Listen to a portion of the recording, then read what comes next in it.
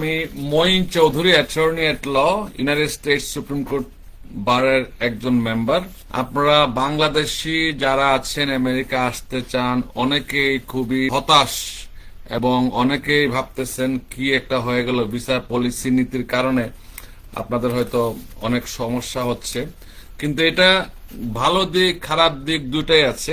So এই জিনিসটা হচ্ছে যে পাইলট প্রোগ্রামে যেটা শুরু হয়েছিল 37 কান্ট্রির জন্য, এবং জানুয়ারি 2026 থেকে শুরু হবে যারা B1 B2 তে। এটা আপনারা সবাই জানেন। এটা বলা হচ্ছে যে কারোর জন্য 5,000, কারোর জন্য 10,000, কারোর জন্য $15,000 বন্ড লাগতে পারে। কিন্তু সবার জন্য লাগবে না। আপনারা সবাই আতঙ্কিত হওয়ার কিছু নাই, এটা সবার জন্য প্রযোজ্য না। আর সতর্কীকরণ হচ্ছে এটা এই অ্যানাউন্সের পরে আমরা এখনই ফোন পাচ্ছি যে অনেকেই বলছে যে স্যার টাকাটা কাকে দেব, কিভাবে দেব।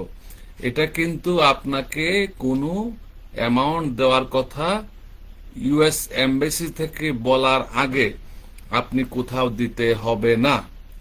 প্রথমত হচ্ছে ভিসার ইন্টারভিউ স্কেজুল হবে, তারপরে অফিসার যারা আপনি ইন্টারভিউ নেবে, কনসুলার অফিসার, তাদের ডিসক্রিপশন, তারা দেখবে যে আপনি আসলেই অতীত হিস্ট্রি কি, আপনি ফেরত আসার সম্ভাবনা আছে কিনা, বা আসলে আপনি আমেরিকার বার্ডেন হবে কি না। যদি তারা মনে করে যে আপনি আমেরিকা থেকে ফেরত যাবেন না বা বার্ডেন হবেন, বার্ডেন হলে তার ভিসাই দেবে না। এটাকে টোকেন মানে রাখা হচ্ছে 5,000, 10,000, 15,000। এটা আমেরিকার জন্য আসলে বড় ব্যাপার না।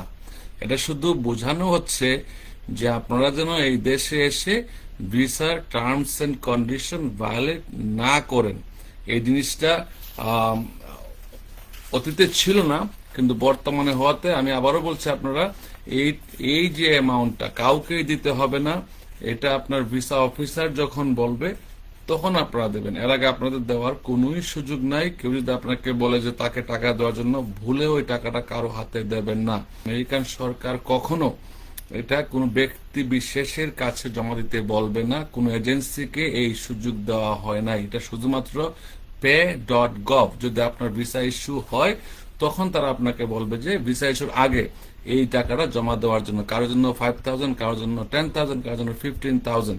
এই যে অ্যামাউন্ট আপনি দিচ্ছেন, যদি আপনি আমেরিকা থেকে কোনো ধরনের ভিসার শর্ত ভঙ্গ না করেন, টাকাটা আপনি রিফান্ড পেতে পারেন। এবং রিফান্ডেবল মানে আমেরিকান সরকার যখন প্রমিস করে ইট ইজ রিফান্ডেবল, কিন্তু আপনাদের একটা প্রসেস মেনটেন করতে হবে। সেই ক্ষেত্রে সুবিধা অসুবিধা দুটোই আছে। সুবিধা হচ্ছে এখানে যে আমেরিকা নিশ্চিত করতে চায় যারা আমেরিকায় আসবে তারা আমেরিকা থেকে ফেরত যাবে। এবং হ্যাঁ, আপনারা যদি আমেরিকাতে আবার সব তথ্য অনুযায়ী তারা যে তথ্যগুলো নিচ্ছে সবগুলা তারা স্টোর করে রাখবে। এবং যারা সিরিয়াস ভিজিটর তারা অবশ্যই ভিসা পাবেন। যারা এই দেশে আসেন যান, কোনো সমস্যা নাই, বিজনেস করেন বা বিজনেসে আসছেন বা অতীতে আসছেন, তাদের কোনো টার্মস এন্ড কন্ডিশন ভায়োলেট, তাদের ভিসা পাইতে কোনো সমস্যা হবে না। সমস্যা হবে নতুনদের জন্য, যারা আমেরিকান সরকারের যাদের কোনো তথ্য নাই, আমেরিকা আসে নাই কখনো, অথবা তাদের যে বর্তমান অবস্থাটা, দেশে যে অবস্থায় আছেন তারা, এই অবস্থা তারা সরকার হয়তো সন্তোষজনক না। এটা কেন হচ্ছে বললে আমি অনেক ব্যাখ্যা করতে হবে। কারণ অতীতে দেখা যায় বাংলাদেশ সহ বিভিন্ন দেশে যাদের পথ রেস্ট্রিকশন দেওয়া হয়েছে, মিথ্যা তথ্য দিয়ে, মিথ্যা কাগজপত্র দিয়ে, মিথ্যা ব্যাংক অ্যাকাউন্ট তৈরি করে আমেরিকার ভিসা নিয়েছে। এই ক্ষেত্রে আমেরিকা তখন ভেরিফাই করতে পারে নাই, যে বিধায় তারা এই টাকাটা রাখছে। ধরেন কেউ যদি আসার পরে এখানে সরকারি বার্ডেন হয়, আপনারা অনেকেই দেখছেন যে দেশে এসে অনেকেই চিকিৎসা সেবা নিচ্ছে ফ্রি অফ কস্ট। দেশে যার যার দেশে হয়তো অনেক বড় লোক, হয়তো তার ইনকাম আছে 10 লক্ষ টাকা মান্থলি, অথবা যেই যে দেশে কারেন্সি অনুযায়ী, কিন্তু এখানে আসার পর তারা গরিব হয়ে যায়। কেন গরিব হয়ে যায়?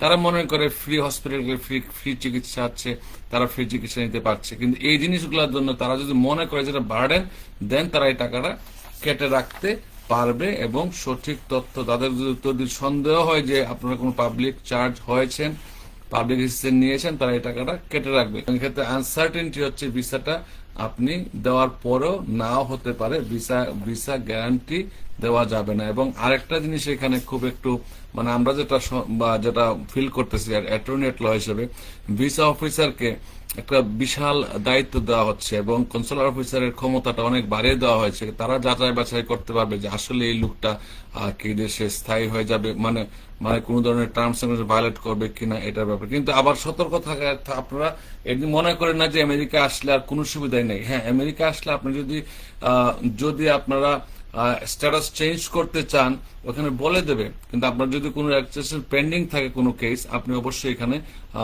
অনুমতি নিয়ে এটা অ্যাডজাস্ট করার সুযোগ পেতে পারেন। অনেকেই দেখবেন যখন তারা ভেরিফাই করতে না পারে ভিসাগুলো তারা রিফিউজালের সিস্টেমে রেখে দেয়। রিফিউজাল মানে হচ্ছে ডিনাই করা না, তারা তদন্ত করছে যে আসলে এই ঘটনা সঠিক কিনা এবং আপনারা যে তথ্যগুলা দিচ্ছেন এটা শুধুমাত্র করা হচ্ছে থার্ড ওয়ার্ল্ড কিছু কান্ট্রির জন্য।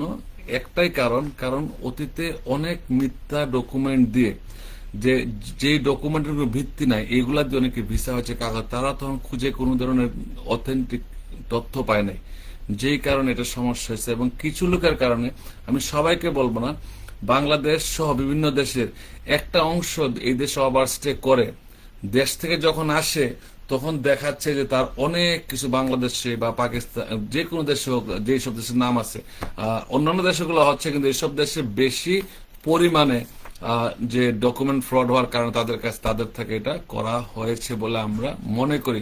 তবে যারা রিয়েল ভিজিটর তাদের ভয়ের কোনো কারণ নাই। Don't forget to like, share and follow Awaz BD on Facebook, YouTube and Instagram. For breaking news and more, head over to www.awazbd.us.